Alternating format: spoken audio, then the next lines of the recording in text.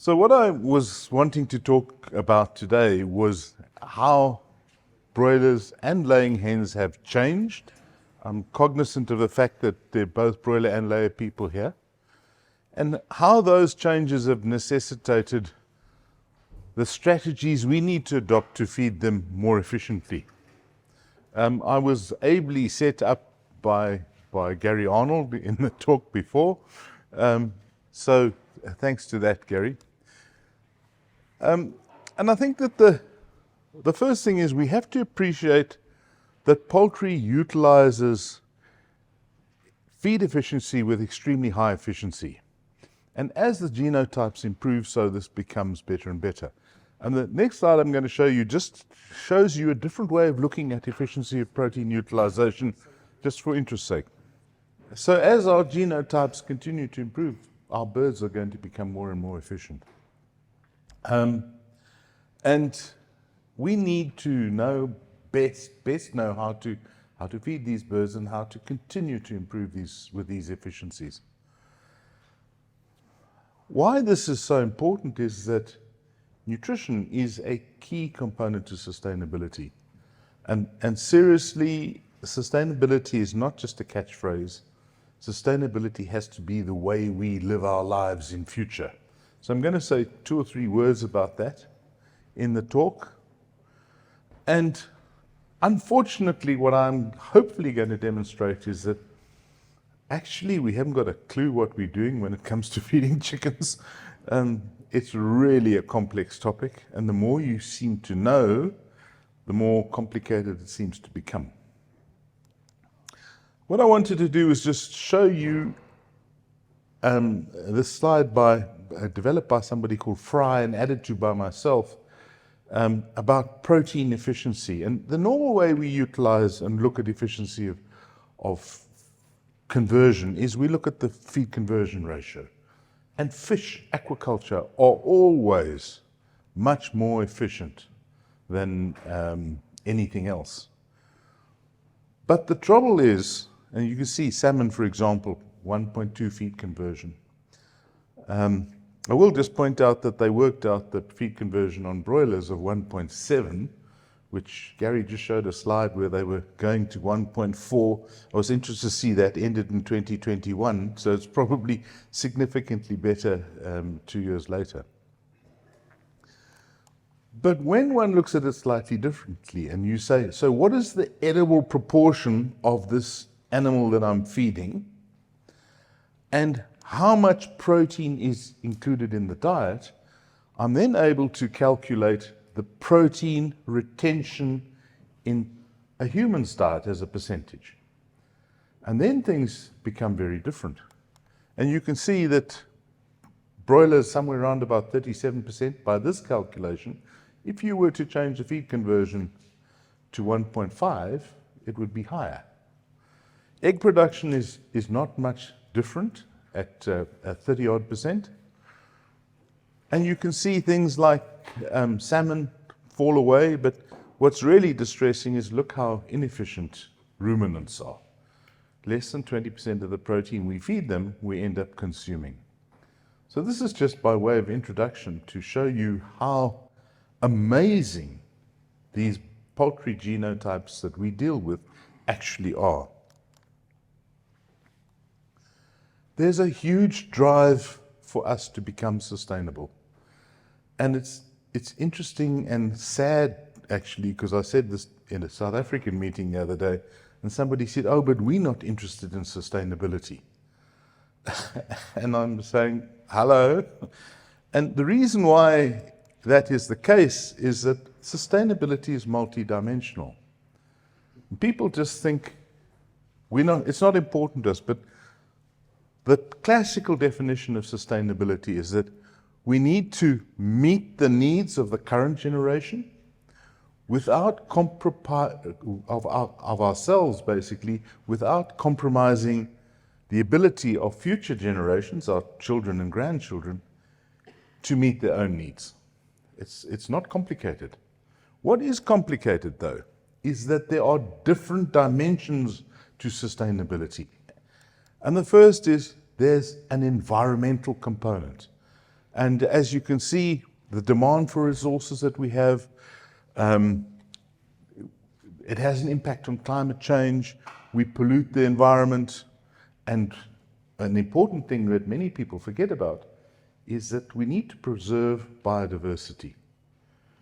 So that's the first major component of sustainability for some people. The second one is the ethical or welfare component, and this comprises the welfare of both the animals that we manage, but also the welfare of the people consuming our animal products and the people working with our animal products. And please do not forget how important poverty alleviation actually is. It's something we tend to forget about. Then the one that we talk about as business folks is economic sustainability or financial rigidity or whatever you want to call it. And we need to ensure profitability. And we're going to come back to it. In what we do, it basically revolves around margin over feed cost, as Gary pointed out in our last talk. We need to improve our efficiencies, at the same time, hopefully reducing our input costs and essentially earn more. And hopefully we can earn more without subsidies and other artificial constructs that people in certain, I was going to say, you're no longer part of Europe, so you don't qualify. But the Europeans subsidize organic farmers. That's why they're still in business. And that's not a realistic option. So what we need to do is we need to try and manage sustainability with all three of these components together, simultaneously. The problem with it is that often we make an improvement in one area, we have a negative impact on another area. And a very simple example, if you produce organic chicken, your carbon footprint is just about double the size of a conventionally produced broiler, which in environmental terms is a disaster. So pushing organic poultry production for sustainability reasons doesn't make any sense. It does improve the welfare. Okay, so we need to sort this out. How are we going to do this? So I say that this is a journey. It's not a destination. It's infinite. We're never going to get there. And our role, sorry, I've gone one slide too quickly. And our role as an industry is to manage this process towards more sustainable production in a realistic and rational manner. There's a fourth component of sustainability, and that is how do we do it? And some people talk about enforcement, but I don't think enforcement is the right term. I think we should be talking about enactment. We really need to think about this rationally and work together, and it doesn't help to penalize people who perhaps have a different point of view to you. You've got to embrace them. So this is why sustainability is really important. It's the single most important thing that we do as poultry farmers. And simply, I can't point, simply because sustainable production also makes you the most money. This is just a graphic illustration of how important the economic component is and how we measure success. And we know that if we feed chickens different levels of protein and energy, we get different levels of growth, which translates to different levels of income. The more chicken you sell, the more money you make. But we also know that increasing the feed quality costs us money. And somewhere is an area where we maximize our profit. And this, in simplistic terms, is the maximization of the margin over feed cost. And it really is and should be the principal driver of any poultry business. And the reason why I'm talking about this is I'm going to talk about maximizing margin over feed cost when it comes to talking about modern genotypes. I'm sure Gary would agree it's the most important sum in your whole company, and it's a really complicated calculation, folks. It's how much money do I get from the chicken I sell minus how much the feed cost me. And it's unbelievable how few people do it. Okay, so I want to change track a little bit and talk about laying hens and talk about how they have improved. And they've improved beyond recognition since I started working in the industry. So what these guys have done, the primary breeding companies, is they've selected for improved egg production. And essentially what that means is that hens lay longer clutches of eggs. So they have fewer pause days. So what the breeding companies have done is they've eliminated the poor doers out of the population. And the key parameter is the eggs per hen per year. And we're currently improving somewhere around about 3 eggs per, each generation is going to be 3 eggs per year better than the previous generation. And I don't see any sign of this stopping in the short term. The other thing that has happened is that we've gone to longer production cycles. I know of people commercially going to 95 weeks of production. And it's a sustainability thing because you're using fewer hens to produce more eggs. You're rearing fewer hens to produce more eggs. So it's a real thing and it's important. But what's really happened in this industry in the last decade is we've moved to genomic tools, genetic fingerprinting. And I attended a talk by Highline the other day. And what this genomic fingerprinting has allowed them to do is go from 9 generations of laying hen in 10 years to 20 generations of laying hen in 10 years. So it's doubled the selection intensity.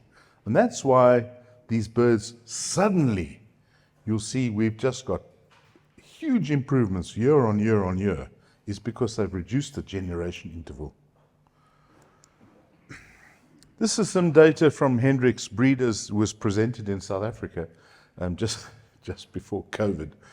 And all I really want to point out to you is that this is from their own data. And suddenly you can see in 2000 and year 2000, at 75 weeks, we produced 306 eggs. 20 years later, we were producing 361 eggs. I went and calculated the increase per annum, and you can see by 2020, we had nearly 4 eggs per year improvement. And the other thing that happened is you can see that suddenly they're looking at number of eggs produced at 90 and 100 weeks of age. So this bird has changed beyond recognition. So these changes impact on the way we feed the bird. So I've tried to stylize what has happened. The first thing is peak egg production has moved, and it's earlier than it used to be. So they're eating feed for a shorter period of time before they lay eggs, makes them more sustainable. Peak egg output is delayed to somewhere around about 40 or 45 weeks of age, whereas it used to be at 35 weeks of age. And this has an impact on practical feeding, because you don't want to stop feeding your layer 1 at 35 weeks of age, because this bird is continuing to have a high protein requirement for much longer. The breeding companies have improved the persistency dramatically, so we're getting more eggs, particularly late in lay. The other thing that they have done is they've changed the profile of egg sizes, and they've reduced the number of large eggs at the end of production and increased the number of large eggs early on in production. So it's more and more difficult to produce the very large eggs that the premium shops want. And it's a huge problem in the UK because Englishmen only like to buy big eggs. No, not big eggs. Extra large and jumbo eggs, and they pay a premium for it. But the modern bird doesn't produce it. It's a dilemma for the poultry producers. The other thing that they have done is they've reduced the size of these birds by about 5%. So they're lighter than they used to be, and essentially they're laying smaller eggs than they used to. So what hasn't changed? I did some research for my MSc in 1985, and I repeated the experiments in 2017 and 2018 with modern genotypes. And this is the model that I developed to predict feed intake. And when you do statistics, it actually shows you whether there's a significant difference or not. And there's no significant difference in the manner in which laying hens restrict and regulate their feed intake over a 35-year period. So this has not changed, right? The second thing that has not changed is the energy utilization. And as you know, this is energy intake along here, and that is egg output. And you can see quite clearly that as birds produce more eggs, so they consume more energy, all right? It shouldn't come as a surprise because we can predict the feed intake perfectly depending on what egg output birds have. But what is interesting is that there was no difference in the response between the 1986 birds and the 2018 birds. None at all. So the underlying biology of the bird has not changed. We have almost exactly the same situation when it comes to protein. And here I've got a measurement of lysine intake versus egg output. Just for interest's sake, the blue dots are the old birds. And you can see what the breeding companies have done is they've eliminated all these poor doers. Just a nice illustration of what they've done and how they've improved it. Again, the fitted regression line was the same for both flocks. So what has not changed, the bird has not improved its ability to utilize protein, nor has it got any worse. It's exactly the same as it always was. What does this mean in terms of commercial production? So I built a little table with the 3 major primary breeder companies in here. And interestingly enough, you will see that the lysine requirement from the 3 companies is essentially exactly the same. Round about 810 milligrams of lysine per hen per day. There's some differences in the level of the sulfur amino acid that one would expect. I, for one, cannot explain it. I can't explain why Highline says 730 and Lohmann says 660. I'll just remind you that Lohmann owns Highline, which makes it even more confusing. So what are practitioners supposed to do? I'm really not sure. And the other thing that they have is hugely varying levels of crude protein. And I can't, off the top of my head standing here now, but every percent in crude protein is about $30 worth of feed cost. So if you want to go from 16 to 18, you need to be prepared to pay $60 more for your feed. And I promise you, you're not ever going to recover that money in egg sales. So you need to view these recommendations with a fair degree of cynicism.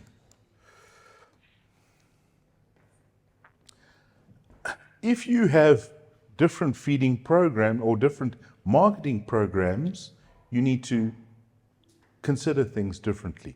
If you're selling large eggs at a premium price, you want to feed the birds more protein because you've got more chance of getting a large egg. If, on the other hand, you're selling ungraded eggs, all you're worried about is egg number. You're not worried about egg size. So you're going to have a completely different strategy.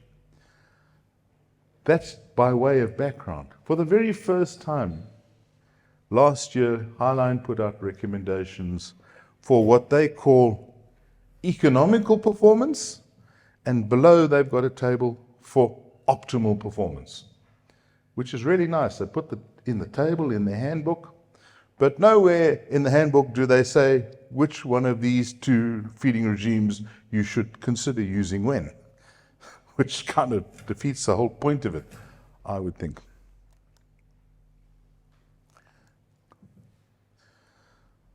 What has changed is the way in which we need to deal with calcium. And by way of introduction, I just want to show you how this works, and then I will explain the consequences of this for egg production. Remember that the calcium nutrition begins at hatch. In fact, it begins during incubation, but I'm not going to go back that far today. And during the rearing period, what happens is that the bird deposits calcium in the cortical bone, in the structural bone, the bone that they need to walk and maintain skeletal strength. During lay, they draw down on that cortical bone, but none of it is ever replenished. Okay? So once sexual maturity is reached, they do not replenish the cortical bone, the structural bone. And we all know that because when you look at 70-week-old laying hen, the bones are really quite thin because they've drawn down on the calcium from there. When the birds start becoming sexually mature, estrogen is secreted from the pituitary gland, and what that does is it signals the deposition of calcium into the medullary bone. Now remember, chicken doesn't have a marrow like a mammal. It has this spongy, soft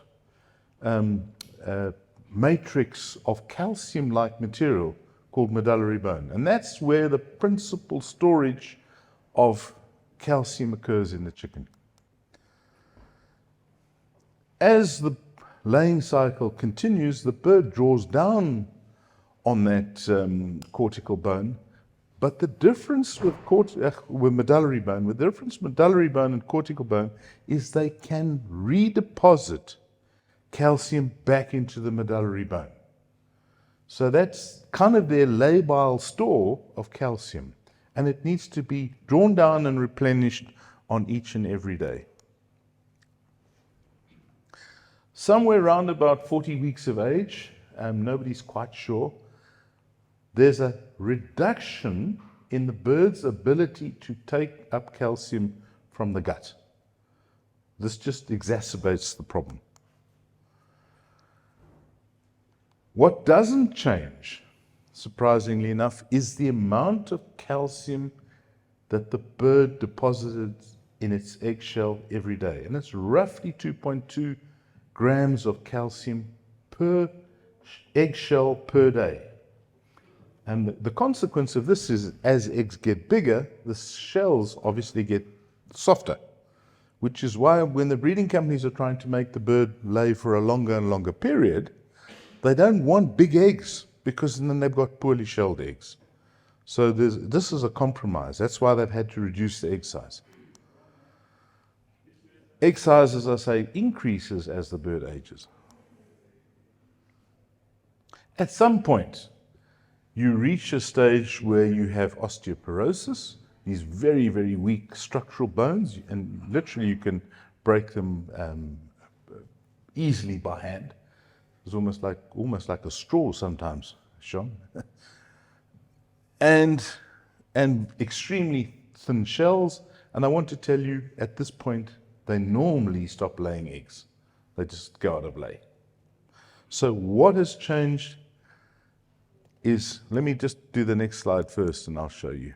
This is just a photograph by Doug Corver from the University of Alberta. And I'm not mic'd here, and I want to show you there because the pointer doesn't work. You can see the cortical bone is this big, thick area. And this is the medullary bone in the middle, the blue stained material. And you can see here, this is a pullet at 16 weeks, before the onset of sexual maturity, hardly any medullary bone. Straight after the first egg has been laid, that medullary bone is fully established. And by 67 weeks of age, you can see almost all of the cortical bone has been utilized for egg production, and there's hardly any real calcium left in the medullary bone. So the bird depletes its calcium supply as it goes older. So what happens in reality is that the hen requires 2.2 grams of calcium per day for egg production. And we utilize it, or the hen utilizes calcium with about a 60% efficiency, which means we need to feed that bird about 4.5 grams of calcium per day. In order to produce that shell, 2/3 of the calcium comes from the diet. Okay? And 1/3 of that calcium comes from the bird's skeleton. Now that happens at night when the bird is not eating. So there's no calcium coming into the digestive tract. Once the egg has been laid, the medullary bone is then replenished. But it doesn't replenish at quite the same rate as it draws it down. And that's why it just slowly gets weaker and weaker. In the old type of laying hen where we had these pause days, they'd lay 5 or 6 eggs and then they'd have a day's break. Now they lay 15 to 20 eggs and they have a day's break. In that day's break, they used to be able to replenish the calcium. They can no longer do that because they don't have the pause days. And then we've gone from keeping them from 75 weeks to 85 weeks, now to 100 weeks. And you can see managing the calcium in the modern laying bird is a real problem. And the only thing that we can do as practical folk is make sure that we never assault the bird's skeleton. So if you run out of feed for one day, you damage the amount of medullary bone for the rest of the bird's life. So you've got to avoid these little running outs of feed. And it's one of the reasons why I'm always apprehensive when people want to use a pre-layer diet. Because remember, when the birds are laying at 25% production, it's not 100% of the birds laying at 25%. It's 25% of the birds laying at 100% and the rest haven't started yet. So if you deprive them of calcium, you actually deprive the superstars in your flock of calcium, and you damage the skeletal reserves for the life of the bird. So if you ask me what's going to be the most difficult thing about feeding the laying hen into the future, it's going to be managing the calcium. There's some other concerns in old birds that we need to talk about before I wrap up on laying hens. The first is we know that the oviduct degenerates. And the reason why the oviduct degenerates is the levels of circulating progesterone and estrogen decline. Now the breeding companies have discovered that they can actually do something about this, and they are, but it's going to take time because the heritability is low. Skeletal reserves are depleted, I've already mentioned. As a result of the calcium depleting, you have a decline in egg quality. And that, obviously, an egg without a shell is not something you can sell. One of the other issues is we see huge amounts of liver damage in these older birds. It's probably a talk all on its own, so I'm not going to belabor that, but I think it's probably, after calcium, our single biggest challenge. Managing this old bird is maintaining an efficient and functional liver. Plumage, it's a real problem in our part of the world because spent hens, people don't buy spent hens with poor feathers. Problem, I see some nodding heads here. So it is actually a practical issue that we need to overcome in some way. And then, of course, we're not doing any research on these old birds. We're just having to speculate what we think is going to happen. What I will tell you is this: I don't think you can fix the problems. Once the bird gets to 70 weeks of age, don't think there's going to be some magic feed additive or some magic feed that's going to make all the problems go away. You've got to start thinking about the old bird during rear.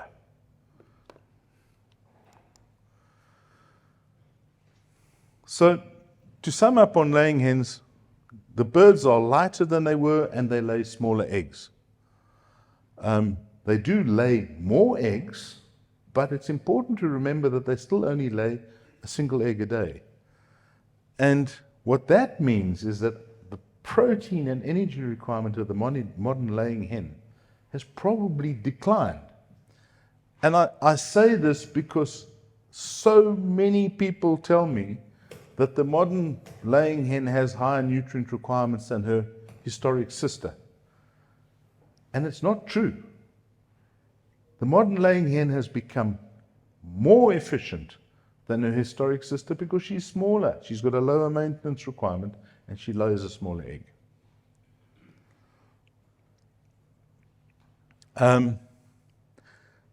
There are some challenges, and not so much for us in this part of the world, but as housing systems evolve, and in Europe and North America, huge numbers of chicken are now kept in laying hens are kept in aviary systems.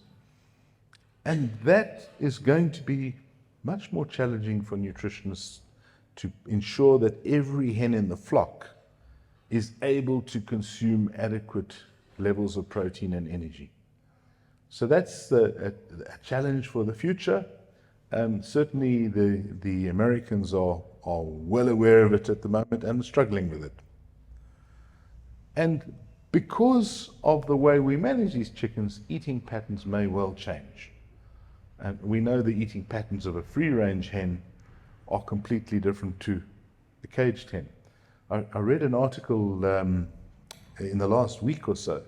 They said, what you've got to remember when you're feeding free-range hens is they have different nutrient requirements because they have a higher energy requirement because they're running around, and because they're eating more feed, you can actually reduce the protein. This all sounds good.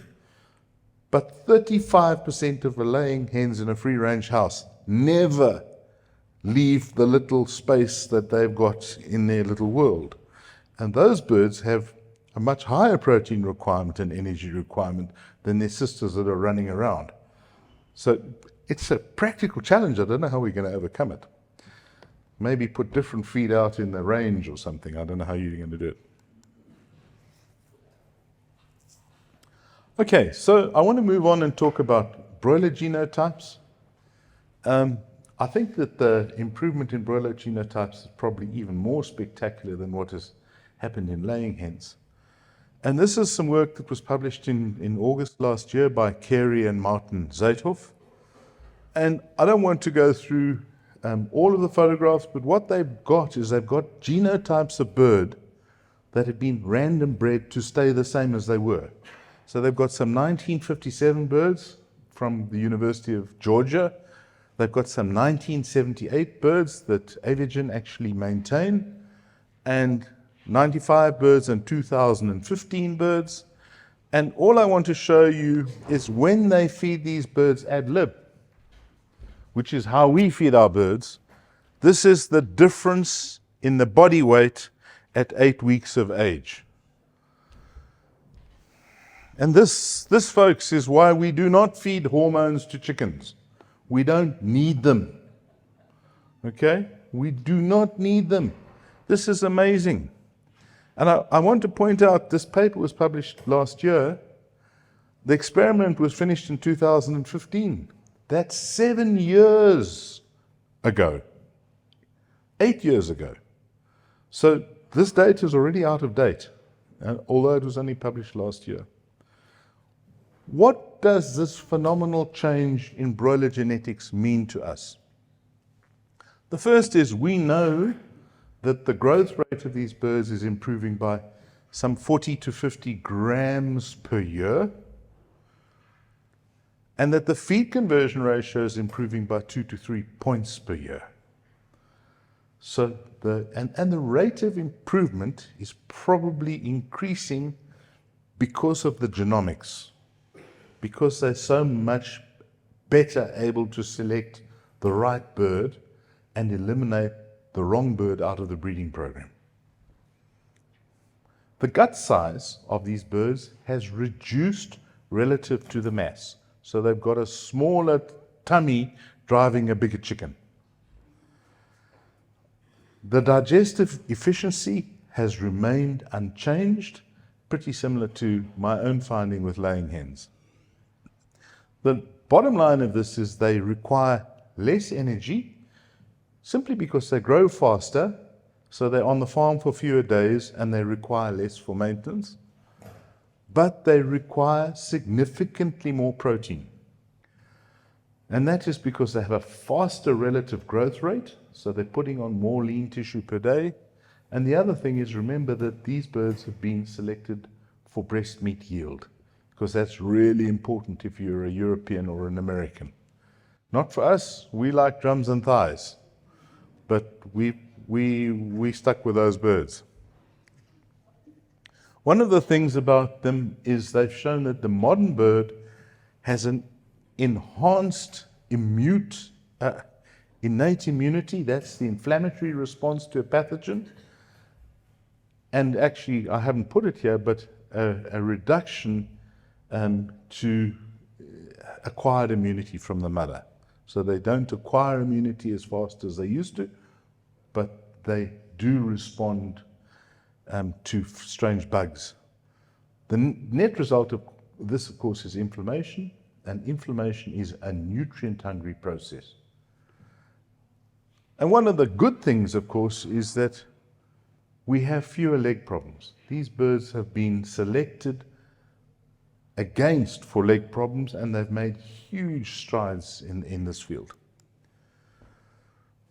The net result of the increase in protein, and this is just from the Cobb manual, and you can see 2015 to 2022, the amount of lysine they recommend for each phase has indeed increased. Okay. This is some data from Aviagen, and similar kind of a situation where the protein levels are higher and higher. But what they did in this trial is they fed, I'm really struggling without a microphone that I can move with. I can move with it. Okay. What they did is they increased the level of energy in the diet. 100 there is the breeder company recommendation. And then this axis here is the amount of protein, and 100 is the breed recommendation, is somewhere about there.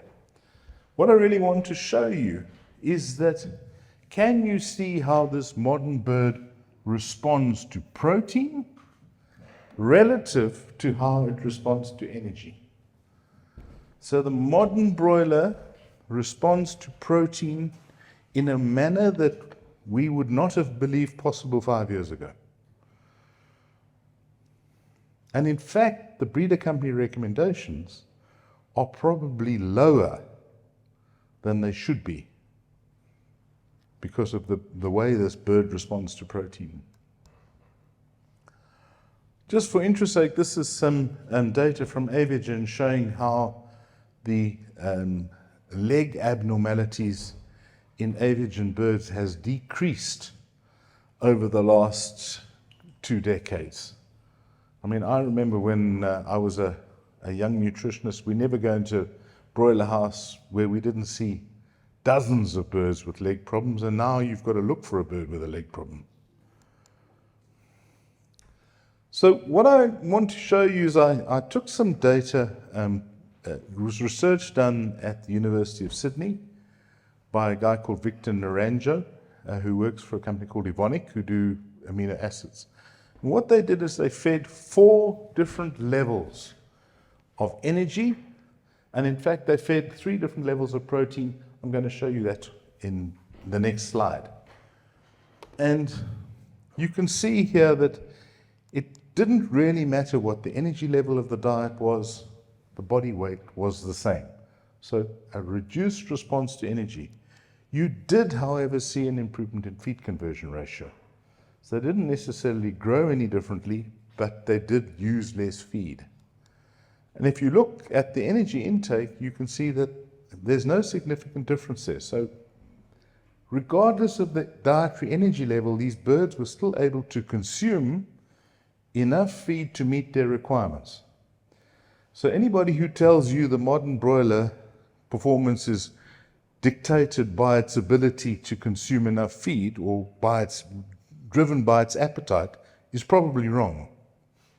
Okay? The bird has the ability to meet its requirement by eating more feed. So what I did is the way I did, I fitted some music or words to the music, and I formulated some diets at each of these energy levels. Those aren't US dollars, those are RIC dollars.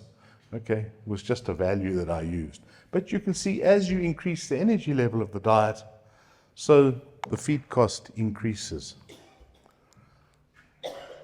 And if you look at the margin over feed cost, Gary's favorite measure, you can see in fact that it goes up and then it comes down.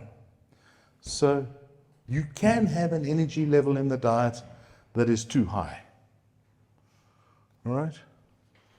Now that particular margin over feed cost I calculated with breast meat at $7 a kilo and the remainder of the chicken at $2 a kilo. When I did everything at $2 a kilo, you can see I've got exactly the same pattern. So even if you're selling frozen whole birds, you still want to look at the energy level of your diet. And then I did something really crazy. It doesn't ever happen in the real world. I increased the feed cost by $200. And guess what? The pattern doesn't change. So there are lots of stories in this. The first is, be careful chasing energy levels in your feed. You may be going out of the area of maximum profitability. And the other important thing is that even if the price of feed goes mad, the worst thing you can probably do is change your energy level, because all you're going to do is go from the area where you make the most profit to the area where you make a lesser profit. And what did Gary say? We measure this to 3 decimal places. And that's why. It's huge. In the same experiment, they fed 3 different lysine levels. At the time, the Avogen recommendation was about 10 grams per kilo. So they fed 15% below and 15% above the Avogen recommendation. And you can see that as they increased the protein content of the diet, the body weights of these birds did in fact increase, and the feed conversion ratio improved. When one looks at the lysine intake, you will see it's gone up, but that's not surprising because you're feeding more lysine to the birds. But what is really interesting is you see that both the amount of breast meat on these birds and the percentage of meat that you sell per chicken slaughtered increases. So you have a very positive response to higher levels of protein. And when I did the same little exercise, you in fact see some of the costs are exactly the same because they were the same diets. You can see that if I just look at my feed cost per bird, you'll see that you get a set of figures, which a lot of people look at feed cost per bird as a measure. But when I look at my margin over feed cost, can you see that I've made the most money at the high protein diet at 11.5 megajoules? When I just feed chicken and I'm not differentiating between breast meat, and when I increase the feed cost by $200 a ton, I get the same outcome. So the bottom line is we are probably not feeding enough protein to this modern bird, but this also shows that when times are tough, Don't go for cheaper diets. Can often cost you money. There are some practical things that one has to bear in mind. And this is entirely my own work. I have no reference for it, okay? The bottom line is that as you increase the density of your diet from low to high, if there's absolutely no pressure on the birds, so you've got 5 birds per square meter, guess what? The broiler growth remains the same. The minute you start putting stocking density pressure on those birds, if you try and feed low density diets, you see a drop in performance because there's too much competition at the feeder pan and the birds can't consume enough nutrients. And it's not all the birds. The big birds always consume enough nutrients. It's the little birds that don't get the chance to get to the feeder pan. And if you've got a very high stocking density, this line becomes steeper. So in our commercial situation, generally speaking, if we reduce the nutrient density, we have a drop in performance. There's another issue here. If you increase your nutrient density and you've got no environmental pressure, you almost always get an improvement in performance.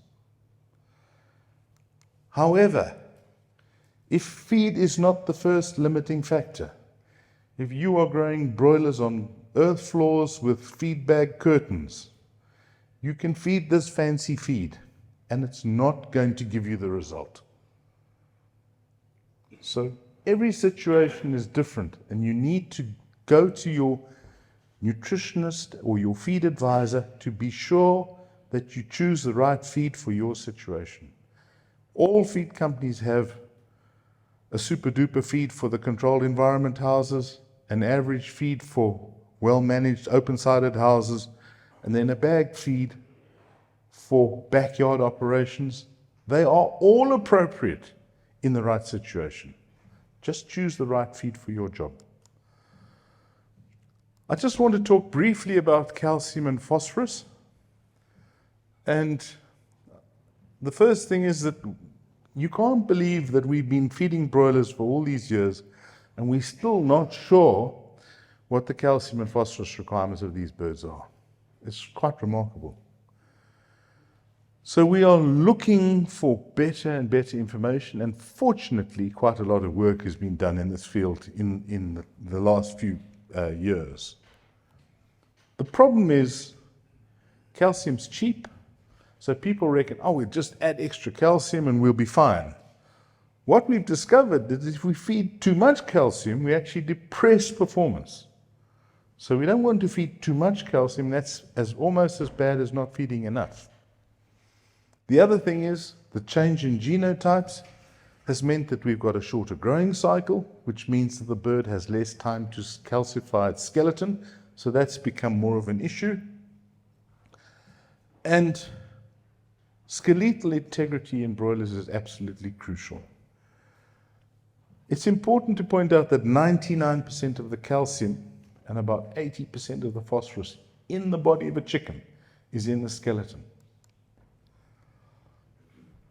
This was work published by Kim at the University of Maryland, I think, if I remember correctly. And what they did is they fed from 4 to 9 grams of calcium in typical broiler diets with the same level of phosphorus in all the diets. And all I want to show you is as you increase the level of calcium in the diets, can you see how the body weights of these birds has declined? So the calcium is depressing performance. When you talk to the real experts, they say they're not sure whether it's the calcium or the limestone that we use to feed the calcium. Because remember, a Rennie's tablet is pure calcium carbonate, which is limestone.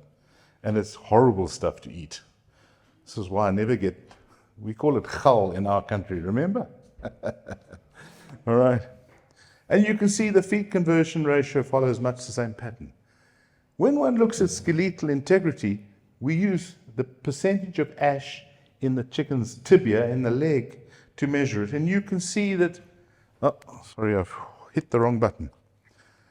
You can see even at 6 grams per kilo, we're getting absolutely normal skeletal calcification.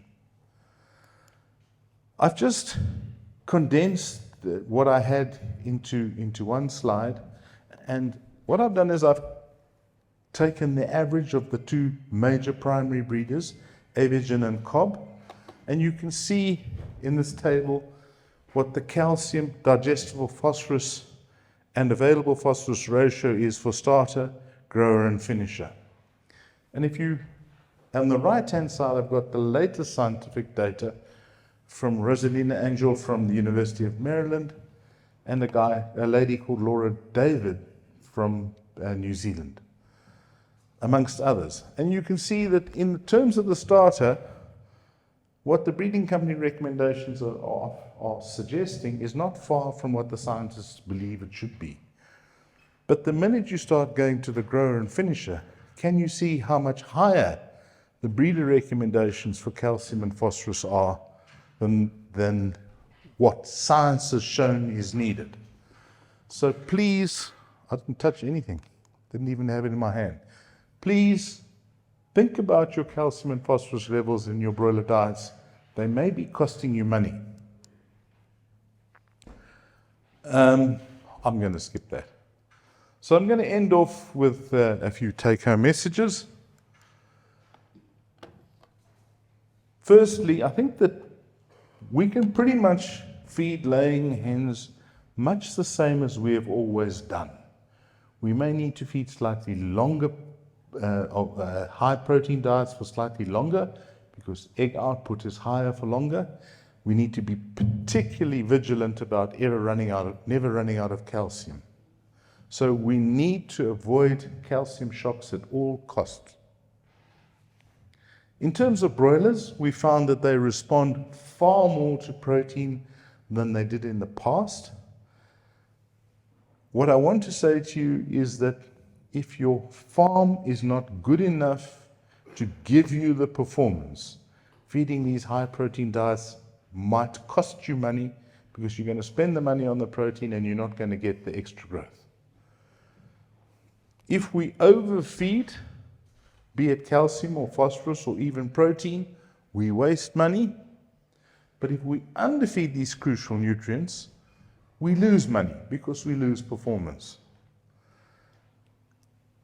Both of these situations, overfeeding and underfeeding, both negatively impact sustainability. I've just seen Betsy's holding up minutes, and was that exactly it? Thank you.